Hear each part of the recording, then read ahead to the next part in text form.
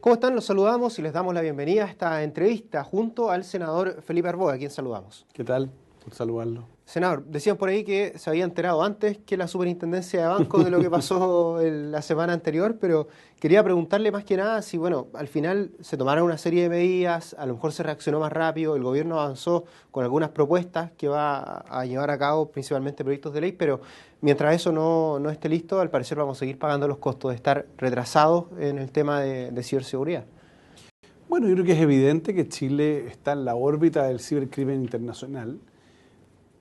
Y esto es razón principalmente porque nosotros tenemos una economía muy abierta, somos lejos el país más digitalizado e informatizado y automatizado en sus procesos de Latinoamérica, y muchas veces nuestros empresarios y también líderes políticos no han entendido que a medida que se informatiza o se automatiza una economía, tiene que esto ir acompañado también de medidas de ciberseguridad.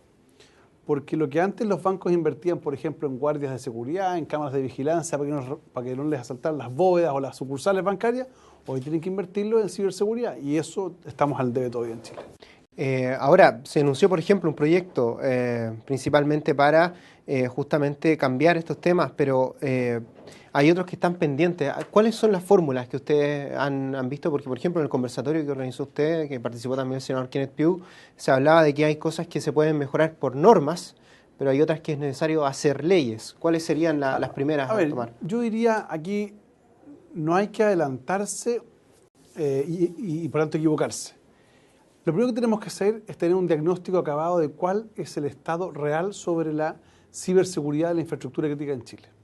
Porque aquí mucho se habla de la banca, de lo que ocurrió con el Banco de Chile, lo que pasó el otro día con una empresa que robaron unas tarjetas, clave de tarjetas de crédito. Pero imaginémonos por un minuto que una banda de cibercriminales decida hacer un ataque del tipo DNS, que es la denegación de servicio, a la torre de control del aeropuerto Pudahuel. O, por ejemplo, que ataca el proceso automatizado de Codelco, o el metro, o el registro civil, o los servicios de salud. Bueno, estoy poniendo algunos ejemplos, o las telecomunicaciones. En otros países han habido intentos. Bueno, evidentemente. Entonces, ¿cuál es mi punto? Es que hoy día está la discusión centrada solo en la industria financiera. Aquí lo que necesitamos es una persona, un delegado presidencial 24/7, que se dedique a hacer un levantamiento de cuál es el estado de ciberseguridad en nuestra infraestructura crítica. Luego de eso, que se proponga una institucionalidad que tenga la capacidad de coordinar a los diferentes actores públicos y privados, y después de eso, modificaciones legales. Ley de delito informático, ley de protección de datos personales, ley de infraestructura crítica. Justamente en esos proyectos, por ejemplo, ahora, bueno, hay que modificar muchas cosas porque decían, si un hacker a una persona le dice, bueno, yo voy a filtrar tu información privada a cambio de que tú me pagues con bitcoins, por ejemplo, se da una situación de que no está, por ejemplo, regulado en Chile cómo investigar justamente esos delitos. Ahora la Fiscalía de Alta Complejidad abrió una investigación por lo que ocurrió, pero poder probar eso es muy difícil. O sea, hay que actualizar justamente el Código Penal también. O sea, a ver, pensemos por un minuto en que la ley de delitos informáticos que rige en Chile hoy día fue publicada el año 1993, antes de la existencia de Facebook y de Internet. Entonces, es otra realidad. Chile necesita actualizar sus normas sustantivas como esta del Código Penal, pero también requiere especializar a fiscales, cosa que el Ministerio Público ya está haciendo, especializar policías, porque no es lo mismo investigar un lanzazo en el Paseo Ahumado, en el Paseo Huérfanos en Santiago, que investigar un ciberdelito, donde generalmente las pruebas no se encuentran con huellas dactilares, sino que están a niveles informáticos. Y rastrear eso requiere de especialistas. Senador, por un lado se dice, por ejemplo, lo que decía un poco el gobierno, lo que había adelantado antes del 26 de septiembre, una ley marco de ciberseguridad, todas con suma urgencia, o también un proyecto de infraestructura crítica que mencionaba usted.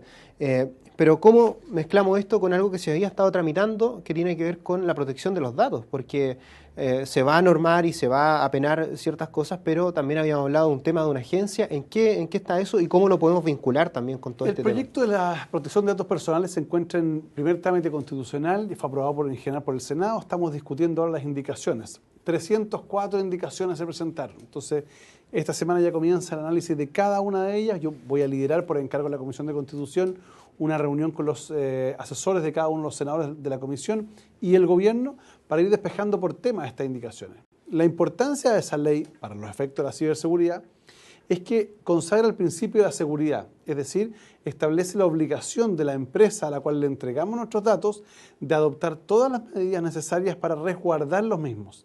Por ejemplo, si usted le entrega su clave, su número de clave, su código de acceso o de verificación y su fecha de expiración a una empresa, pongamos un ejemplo, Mercado Libre, para comprar determinado tipo de implemento, lo que va a exigir la ley de protección de datos es que la empresa, en este caso Mercado Libre, adopte las medidas para tener esa base de datos encriptada, que frente a un ataque no se la lleven y por lo tanto lo dejen a usted en grado de vulnerabilidad.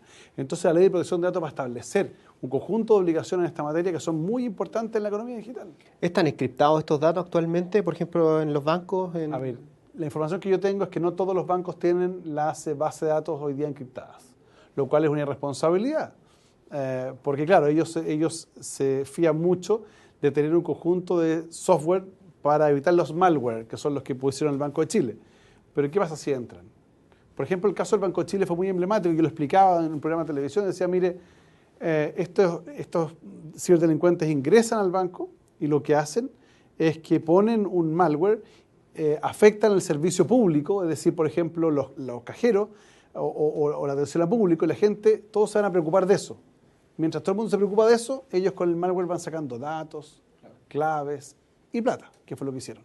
Senador, llegamos al final de la entrevista, le deseamos que le vaya muy bien con el gran número de indicaciones que va a tener que comandar en la Comisión de Constitución, pero que es un proyecto que urge, ¿no? Para sobre todo lo que hemos visto en los últimos días. Bueno, muchas gracias a ustedes por la oportunidad y solo reiterar que si Chile quiere ser parte de la economía digital, si queremos ser parte de la cuarta revolución industrial, lo mínimo que tenemos que hacer es también implementar medidas de seguridad para que la gente, cuando compre en la web, para cuando arriende un servicio informático, sepa que sus datos están seguros. Senador, muchas gracias. Nosotros regresamos ahora con ustedes en Senado Noticias.